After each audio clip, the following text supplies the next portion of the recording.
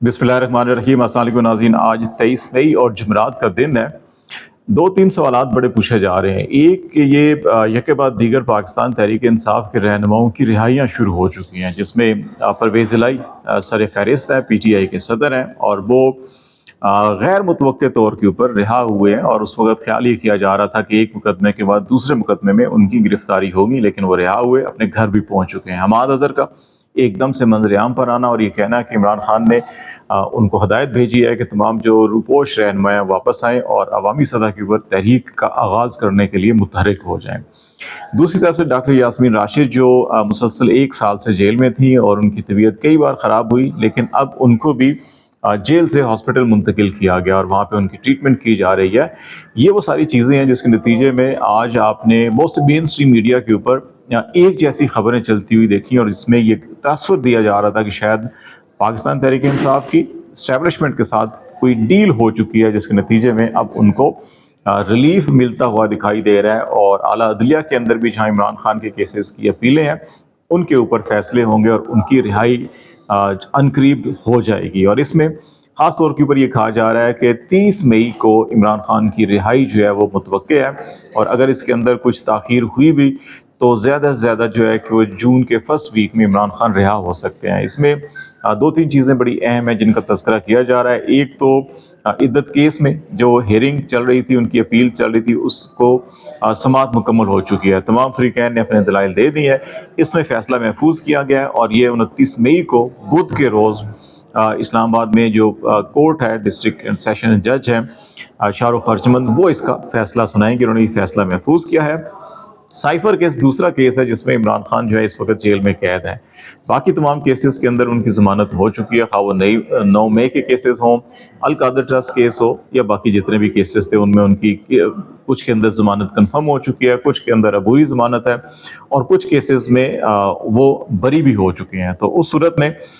Cipher case अभी 28 मई को मंगल के रोज़ इसकी समाअत होनी है और 28 मई को दलाइल जो है वो प्रोसिक्यूटर कंप्लीट कर लेंगे। आज भी ये तसव्वुर किया जा रहा था कि ये केस मुकम्मल हो चुका है, लेकिन जो प्रोसिक्यूटर हैं उनकी ये रिक्वेस्ट थी कि उन्होंने हतमी दलाइल देने हैं तो उनको मज़ीद कोई आधा पौना घंटा या ज़्यादा 1 घंटा दिया जाए। तो ये 12:30 बजे का टाइम रखा गया 28 मई को। उस रोज़ ये प्रोसिक्यूटर अपने दलाइल देंगे और उनके बाद जो है कि जो सलमान सफदर हैं उन्होंने भी कहा है कि वो आधा घंटा लेंगे। तो उस दिन ये जो हेयरिंग है कंप्लीट हो चुकी होगी और इसका फैसला भी उस दिन महफूज होगा। और बहुत से लोगों का ख्याल है कि जो पिछले 4-5 हेयरिंग्स के अंदर चीफ जस्टिस ऑफ पाकिस्तान के रिमार्क्स और जो उन्होंने क्वायरीज जनरेट की और उनके ऊपर हैरत का इजहार किया कि इस ट्रायल को किस अंदाज में चलाया गया, उसके नतीजे में और फिर जस्टिस मियां गुल हसन औरंगजेब ने भी जिस किस्म के रिमार्क्स दिए थे, बड़ी वाज़ेह डायरेक्शन बता रहे हैं कि इस केस के अंदर कोई जान नहीं है और ये केस भी जो है कि ये डस्टबिन के अंदर एक किस्म का फेंक दिया जाएगा और इसमें इमरान खान बड़ी आसानी से शाह महमूद कुरैशी भी और इमरान खान भी बरी हो सकते हैं। यही वजह है कि बहुत से लोगों का ख्याल है कि क्योंकि अभी कोई ऐसा नया मुकदमा नहीं है इमरान खान के खिलाफ कि जिसमें उनकी गिरफ्तारी फौरी तौर के ऊपर मासवाए जो है कि नैब का एक केस जिसमें अभी रिसेंटली तोशाखाना से ही जुड़ा हुआ एक इंक्वायरी उन्होंने स्टार्ट की और अभी उसको भेजा गया था इंक्वायरी ऑफिसर ने चेयरमैन नैब को कि इसमें मज़ीद जो है कि कार्रवाई की ज़रूरत है और इसको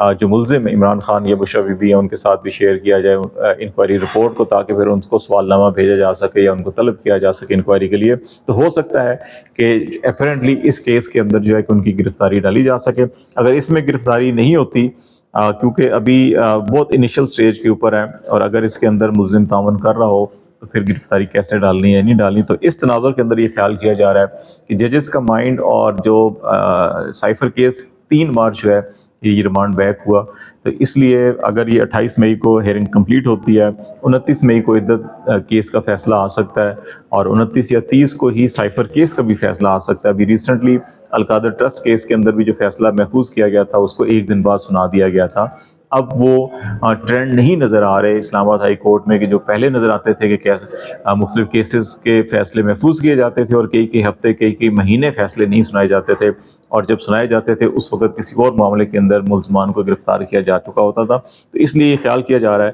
कि अगर 29 या 30 मई को साइफर केस का भी फैसला आ जाता है तो किसी और मुकदमे के अंदर, क्योंकि इमरान खान की अभी गिरफ्तारी मतलूब नहीं है, ना वो गिरफ्तार है, तो इसलिए वो ये रिहा हो सकते हैं। صرف ایک خدشہ جو ہے کہ ابھی بھی ان کی لیگل ٹیم ظاہر کر رہی ہے کہ جو توشہ خانہ کیس ہے اس کے اندر ان کی گرفتاری جو ہے کہ وہ شاید ڈالی جائے، یا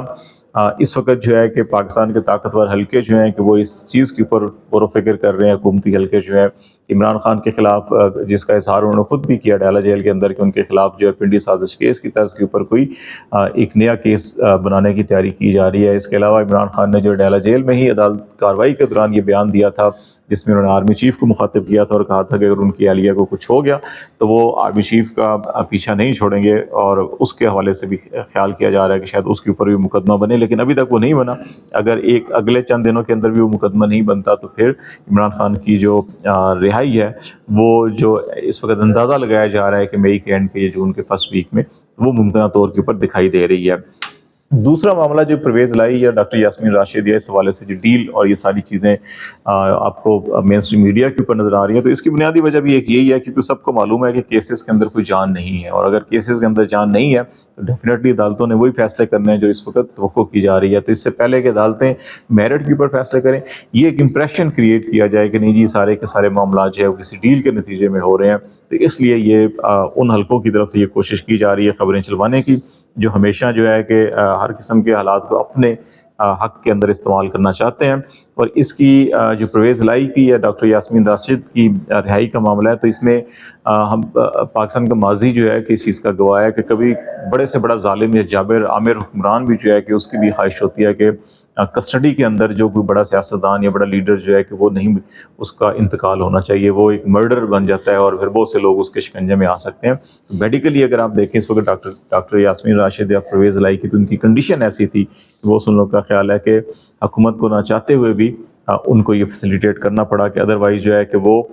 کوئی بھی ایسا بڑا حادثہ ہو سکتا تھا جو حکومت کے گلے پڑ سکتا تھا، اور نہ صرف حکومت کے بلکہ انٹرنیشنلی بھی بہت ساری چیزیں، یونائٹڈ نیشن بہت سارے کیسز کے اوپر نظر رکھ کے بیٹھا ہوا ہے، تو پاکستان کو عالمی سطح کے اوپر بھی بہت سے آپ پابندیاں کہہ سکتے ہیں یا بہت سی ایسے حالات کا سامنا کرنا پڑ سکتا تھا جو پاکستان کے لیے کسی طور کے اوپر بھی سازگار نہیں ہے۔ اور اس میں یہ ضرور ذہن میں رکھیں کہ پاکستان کی جو G S P plus scheme facility ہے یورپی یونین نے جو دی ہوئی ہے اور وہ ساری کی ساری انسانی حقوق کے ساتھ جڑی ہوئی ہے، اگر وہ ختم ہوتی ہے تو پاکستان کی جو ٹیکسٹائل ایکسپورٹ ہے اس کے اوپر بہت بڑا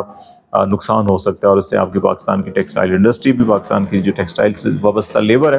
وہ بے روزگار ہوگی، انڈسٹری بند ہوگی۔ تو یہ وہ ساری چیزیں ہیں جس کی وجہ سے یہ فیسیلیٹیٹ کرنا پڑا۔ پیمرا نے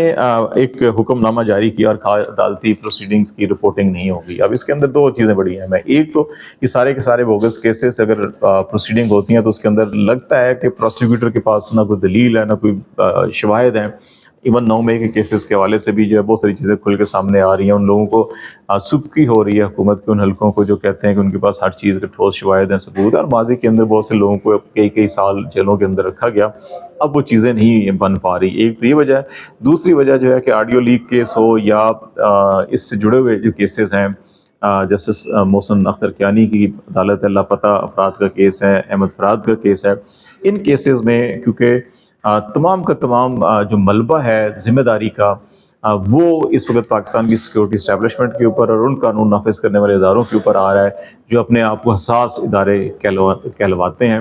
اور ان کے بارے میں جو ریمارکس ہو رہے ہیں، جو ان کی طلبیاں ہو رہی ہیں، وہ ناگوار گزری ہیں سیکورٹی اسٹیبلشمنٹ کو، اور اسی لیے پھر انہوں نے پیمرا سے یہ حکم نامہ جاری کروایا اور اس کو چیلنج کر دیا گیا۔ ابھی ریسنٹلی اڈیالہ جیل کے اندر جو ہیئرنگ ہو رہی تھی وہاں بھی عمران خان کیونکہ براہ راست نام لے رہے تھے D G I S I کا، آرمی چیف کا، اور ان کو ٹارگٹ کر رہے تھے، تو وہاں پر بھی پابندی لگائی گئی اور عدالت نے کہا جی کہ آپ کوئی پروسیڈنگ کی رپورٹنگ نہیں کریں گے سوائے آج کیا ہوا بس اتنا، لیکن جو گفتگو دلائل بیانات ہوں گے وہ رپورٹ نہیں کریں گے۔ لیکن اس کو اسلام آباد ہائی کورٹ نے مسترد کر دیا اور کہا تھا کہ نہیں، یہ بنیادی جو فنڈامنٹل کانسٹیٹیوشنل گارنٹیز ہیں، حقوق ہیں، ان کے منافی ہے، تو اس لیے یہ پیمرا کا حکم نامہ بھی آرٹیکل 19 اور آئین پاکستان کے منافی ہے اور اس کو چیلنج کیا گیا، تو یہ بھی پہلی دوسری سماعت کے اندر اس کو بھی سسپینڈ کر دیا جائے گا۔ لیکن بنیادی مقصد اس کا جو ہے کہ سیکورٹی اسٹیبلشمنٹ کو تحفظ دینا، اور دوسرا تمام کیسز جو اس وقت چل رہے ہیں اپنے پولیٹیکل اوپوننٹ کے خلاف، ان کے اندر کوئی بے جان کیسز ہیں، وہ جو سبکی ہے اس سے جو ہے کہ بچنے کی کوشش تھی۔ تو آج تک کے لیے اتنا ہی۔ خالد جمیل کو اجازت دیجیے، اللہ حافظ۔